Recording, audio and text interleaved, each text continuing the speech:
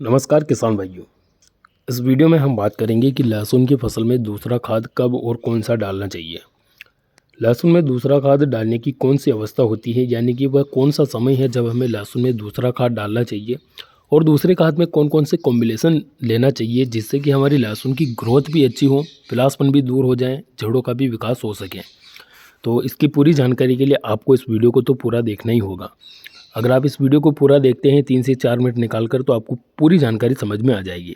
तो वीडियो को पूरा देखें। और किसान भाइयों, सबसे मुख्य बात, आप में से बहुत सारे किसान भाइयों ने अभी तक हमें फॉलो नहीं किया है, तो सबसे पहले तो आप हमें फॉलो कर लीजिए और वीडियो को लाइक और अन्य किसान भाइयों तक वीडियो को ज़्यादा से ज़्यादा शेयर कीजिए।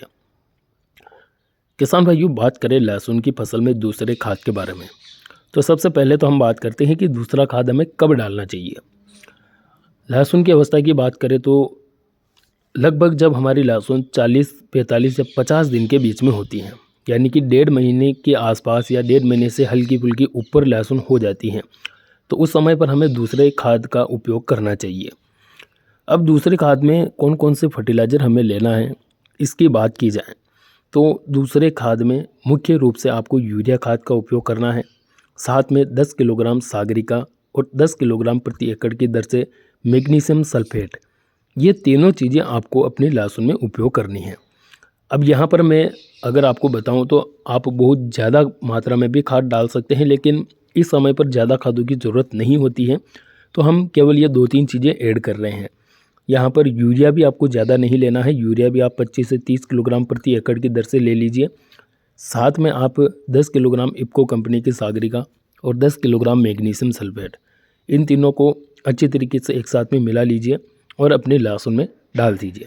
लेकिन दूसरा खाद डालने से पहले आप अपनी लहसुन में उगने वाले सभी खरपतवारों को निदाई गुड़ाई से कंट्रोल करवा लीजिए, क्योंकि उस समय पर अगर आप खरपतवार कंट्रोल नहीं करवाते हैं और खाद डालते हैं तो उससे ये खाद ज़्यादातर खरपतवार ग्रहण करेगा और खरपतवार की ग्रोथ ज़्यादा तेज़ी से बढ़ेगी और हमारी लहसुन की ग्रोथ कम होगी। तो आप ये खाद डालने से पहले अपने लहसुन में खरपतवार नियंत्रण कर लीजिए। इसके अलावा ज़्यादा मात्रा में खाद देने की आवश्यकता नहीं है।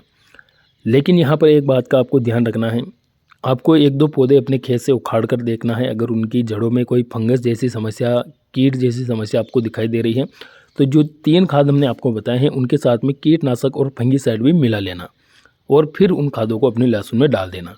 उससे आपकी फसल में जड़ों में लगने वाले कीट फंगस भी खत्म हो जाएंगे और ऊपर से लहसुन भी अच्छी ग्रोथ में चलेगी। साथ ही पिलासपन की समस्या नहीं रहेगी, तो आगे जाकर कंद बनने में बड़ी सहायता मिलेगी। तो ये खाद आपको दूसरे खाद के रूप में 40 से 50 दिन की अवस्था के मध्य डालना है। किसान भाइयों, और भी किसी टॉपिक पर जानकारी चाहिए, आपकी लहसुन जितने दिन की हो चुकी है और उसमें कोई भी समस्या आ रही है, तो आप कमेंट करके बताएं ताकि हम आने वाले वीडियो के माध्यम से उस समस्या का समाधान कर सकें। वीडियो अच्छा लगा तो वीडियो को लाइक करें और हमें फॉलो ज़रूर करें।